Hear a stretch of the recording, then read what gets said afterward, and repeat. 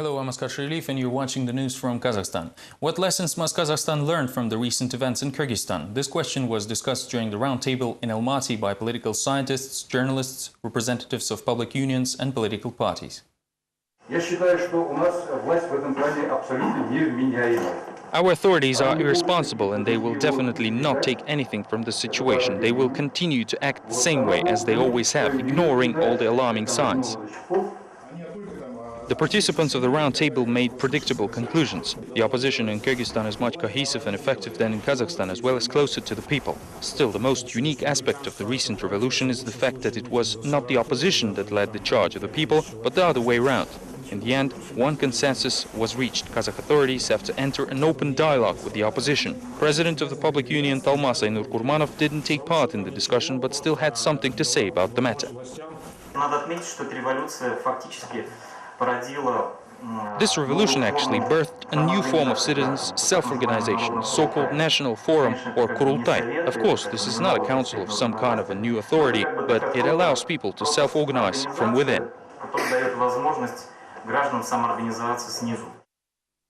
The last victim of the Kazakhstan flood was found on Tuesday. The emergency ministry reports that rescuers have finally recovered the body of the 26-year-old Rizjan Tolyaubay, who was until now considered missing.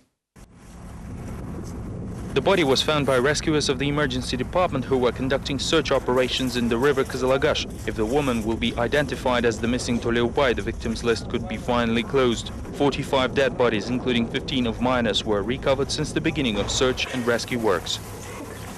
Meanwhile, dwellers of the Kazakhstan tent camp in the Almaty region complain about being supplied with expired food. The local administration counters this by saying that no one has died yet from eating said food. Find out more from the next report. Я не в курсе. Картошку и вот эту вчера вечером только КамАЗ привез, разгружали. Kazakhstan flood victims who now live in a tent camp say that the state supplied them with expired powder milk and canned meat. In response, local authorities explained that cargoes were unloaded in a hurry. They also accused local residents of parasitism. I told them many times now they have to go to work. Enough humanitarian aid was sent here already. But they are just walking around here and yelling that they do not receive anything. I personally tasted powder milk and canned meat. Saule Shamitova, who was recently appointed as the district head, is not liked by the villagers, who complain about her stern temper and foul language. Why they could not find a normal man for this? The governor of the Almaty region has already reported to Astana about the humanitarian aid supply to the flooded area. His deputy almost daily comes here with inspection. The sight of the expired milk made him visibly uncomfortable, but he still asks the journalists not to believe everything the locals say. Reporters had conducted a journalist investigation upon my request. They visited the tent camp where residents said they didn't receive any aid. Then we showed them 8 bags of flour under one of the beds, but they said that it was supposedly brought there by some family members. However, we have records signed by these same people after receiving said aid. The authorities promised to allocate additional $32 million from the state reserve for their village restoration. Unfortunately, Mahabat Akhmedova does not know about this. The foundation of her new house has not been laid yet, and the promised $800 of compensation was not paid. Last time they brought here very thin blankets and pillows, and we were terribly cold. Every adult in the flooded village has received just a bit more than $100, which is one minimal salary. This is why there are still queues for coal and food supplies, and even the expired milk was gone in a matter of minutes. Residents of Saragash in the South Kazakhstan region have never received the aid promised once by the state. On April 13th, they said to be ready to organize protest actions. The houses of more than 500 families were not repaired and people were not compensated for damages even 2 years after the disaster struck their area. Officials have forgotten about the victims of the Saragash flood in South Kazakhstan region. More than 500 families from the disaster area sent their representatives to Almaty to say that the money allocated during the initial days of the tragedy is not enough. Local residents did not receive any other financial aid, despite the government allocating $3.5 million. Meanwhile, more than 2 years have already passed since the flood. It is apparent that the situation in Saragash is now repeating in different ways in Kazakhstan and Igensu. Saragash residents appealed to the Governor General Prosecutor's Office, Prime Minister Karim Masimov, and even ruling party Nuratan. According to the villagers, the leader of the local party branch told them not to expect any further aid. Charity funds, which were once collecting money for the victims, never made it to the village and simply disappeared. According to Oralaya Zhikhanova, new methods are being used now to fight against the victims. The governor and his deputy told me that if I will write an appeal to the prosecutor's office, they will simply kill me. This is why we're preparing to occupy the administration building and organize rallies.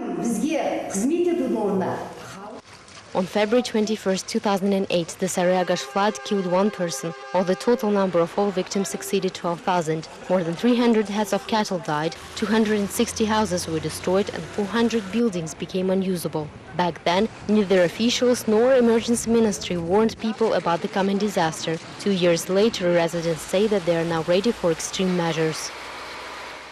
The amount of investment into the project supervised by the country's president was announced in Astana on Tuesday. 500 free education grants and a large dormitory for the university named after Nazarbayev will be paid for by a generous tranche from the national budget. The president personally ordered the government to support potential students and teachers.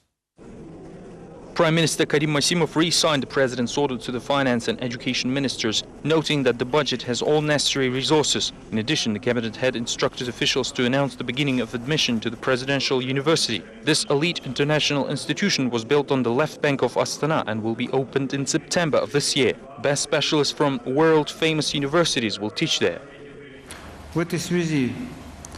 Considering the importance of the project, I tasked the Finance Education Ministries to timely allocate the necessary resources which were budgeted for this purpose. The City Council of Astana and the Construction and Housing Agency should ensure the completion of dormitories for 500 students, as well as adequate housing for teachers by September 1st of this year.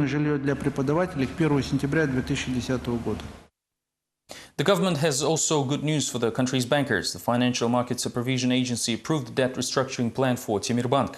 The information came from the website of the Kazakh Stock Exchange. It is noted in the message that the approval of the plan in a specialized court of Almaty is a necessary condition for the debt restructuring. However, the process will not commence until the execution of all other conditions of the information memorandum. The debt reconsideration plan was approved by the board of the Financial Control Agency on April 9th. Currently, Temirbank holds the 12th place in terms of its assets. Its main shareholder is BTA Bank, which owns nearly 70% of Temirbank's ordinary shares.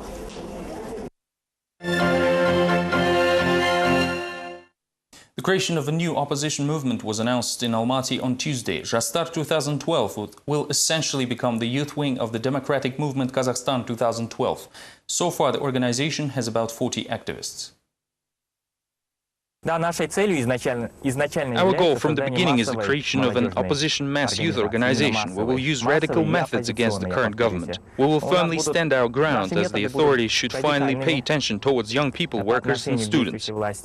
Zastar 2012 stands for the democratization of the electoral law, right to strike and peaceful protests and freedom of expression. The movement's top priority is to protect the interests of students and young workers. Among the demands are the free higher education and the election of the state universities' rectors, as well as the abolition of the unified national test. An independent student union should become the core of the association, say its initiators, although the project is still under development. Zastar is yet to be registered in the Justice Ministry. After all, even its senior associates from Kazakhstan 2012 are not yet recognized officially by the authority.